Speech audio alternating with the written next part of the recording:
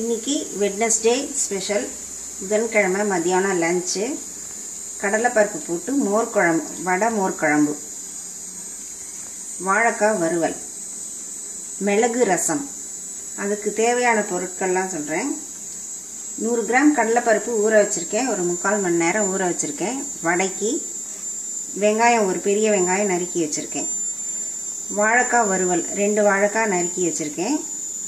மிளகு ரசத்துக்கு மிளகு, தக்காளி, சுண்டைக்காய் அளவு புளி ஊற வச்சு கரைச்சி வச்சுருக்கேன். மோர் குழம்புக்கு 2 ஸ்பூன் பச்சரிசி, 1 ஸ்பூன் துவரம்பருப்பு ஊற வச்சுருக்கேன். இது ஒரு 10 நிமிஷம் ஊறினா போதும்.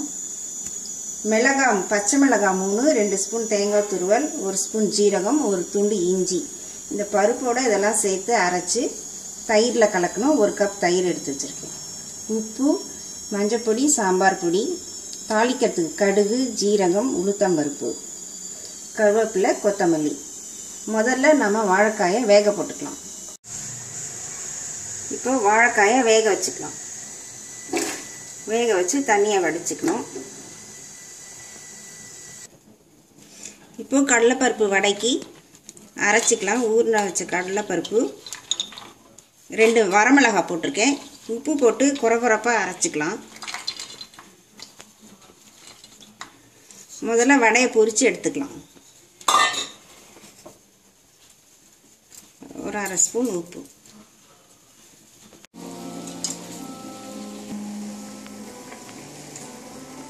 இப்போ வடைக்கு அரைச்சாச்சு. கொஞ்சம் குறகுறப்பாக அரைச்சிருக்கேன். அதில் வெங்காயம் போட்டுக்கிறேன். கொஞ்சம் கருவேப்பிலை போடலாம்.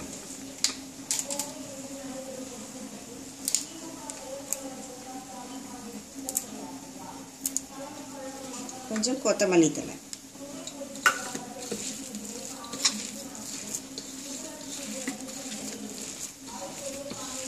எண்ணெய் காஞ்சிருச்சு. சின்ன சின்ன வடையாக தட்டி போட்டுக்கலாம்.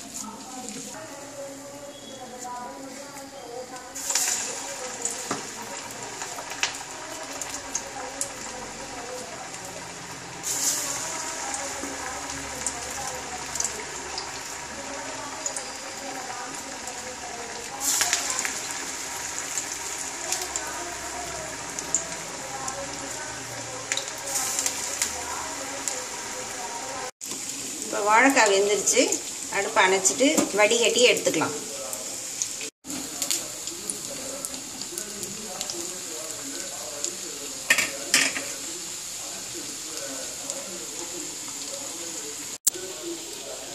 இப்போ வடை வெந்துருச்சு.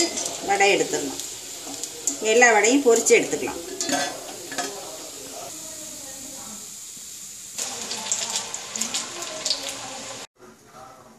இப்போ இந்த சட்டியில் வாழைக்காய் வறுத்துக்கலாம்.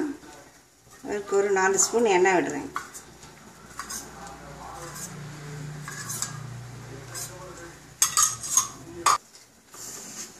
இப்போ 1/2 ஸ்பூன் கடுகு, 1/2 ஸ்பூன் உளுத்தம்பருப்பு, கருவேப்பிலை. அடுப்பை குறைச்சி வச்சுக்கணும். அதில் 1/2 ஸ்பூன் மஞ்சப்பொடி,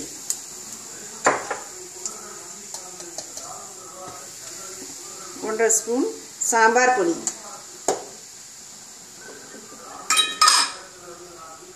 உப்பு ஒரு 3/4 ஸ்பூன்.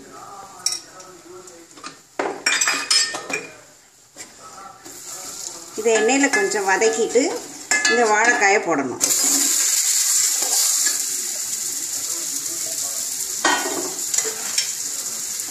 இதை சின்ன அடுப்பில் மாற்றிக்கலாம்.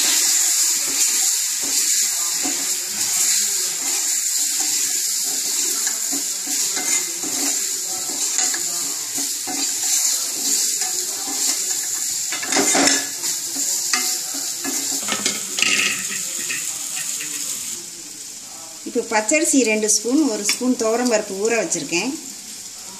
அதை மோர் குழம்புக்கு அரைச்சிக்கலாம்.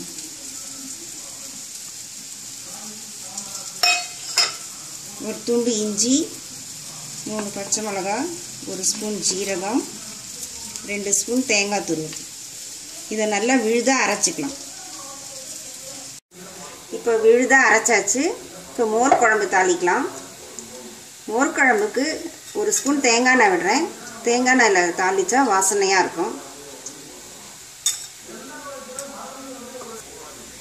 ஒரு அரை ஸ்பூன் கடுகு, அரை ஸ்பூன் ஜீரகம், கொஞ்சம் கருவேப்பிலை. இதை அரைச்ச விழுத விடுறேன்.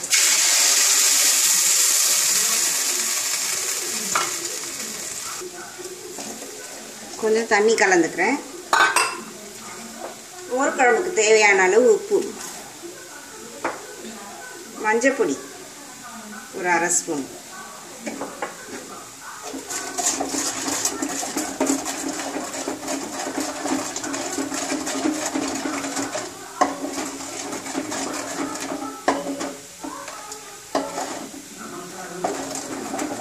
இந்த அரைச்ச விழுது இப்படி ஒரு கொதி வரும்போது தயிரை நல்லா கடைஞ்சிக்கணும்.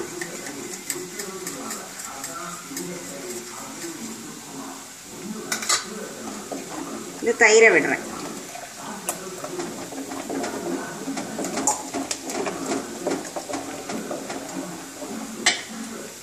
குழம்பு கெட்டியமாக இருந்தால் கொஞ்சம் தண்ணி கலந்துக்கலாம். மோர் குழம்பு ரொம்ப கொதிக்க வேண்டாம்.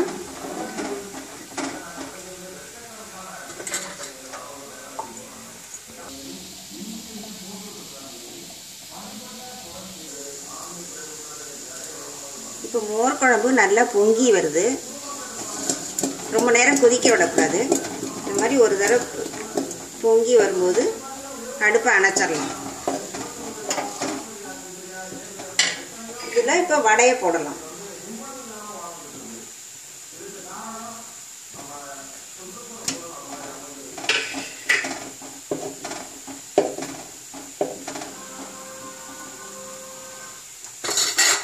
கொத்தமல்லி தழை போடலாம். இப்போ வாழைக்காய் ரெடி ஆயிடுச்சு, இறக்கிடலாம்.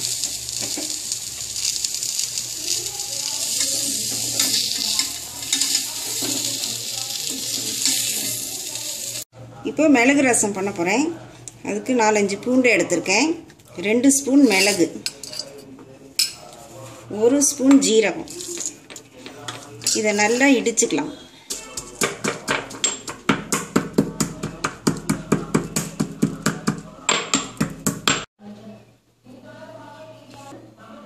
இப்போ மிளகு ரசத்துக்கு சுண்டைக்காய் அளவு புளி ஊற வச்சு கரைச்சி வச்சுருக்கேன், ஒரு தக்காளி, இதுக்கு தேவையான அளவு உப்பு போட்டு கரைச்சி வச்சுக்கலாம்.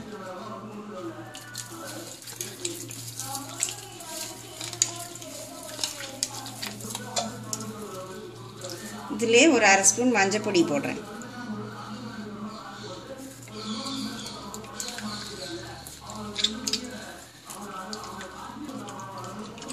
இப்போ ஒரு டம்ளர் தண்ணி சேர்த்துக்கிறேன். இதில்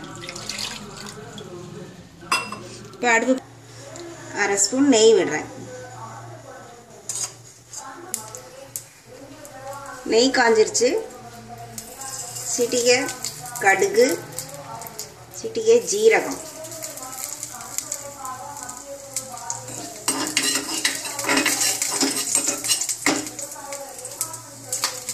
இப்போ இடிச்சு வச்ச பொடியை போடுறேன். கருவேப்பிலை சீடு போடுறேன்.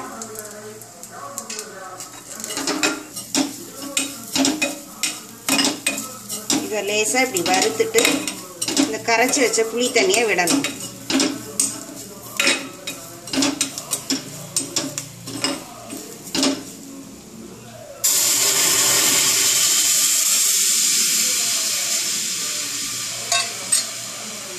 இது ஒரு கொதி வரட்டும்.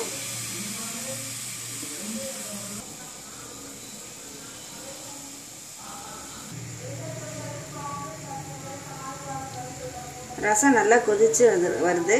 இந்த சமயத்தில் பெருங்காய பொடி போடுவோம். அடுப்பை அணைச்சிடலாம்.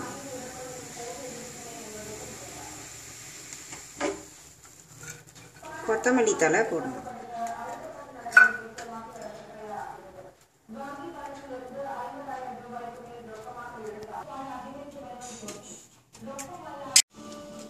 புதன்கிழமை லஞ்ச் சாதம், வடை மோர் குழம்பு, மிளகு ரசம், வாழைக்காய் வறுவல்.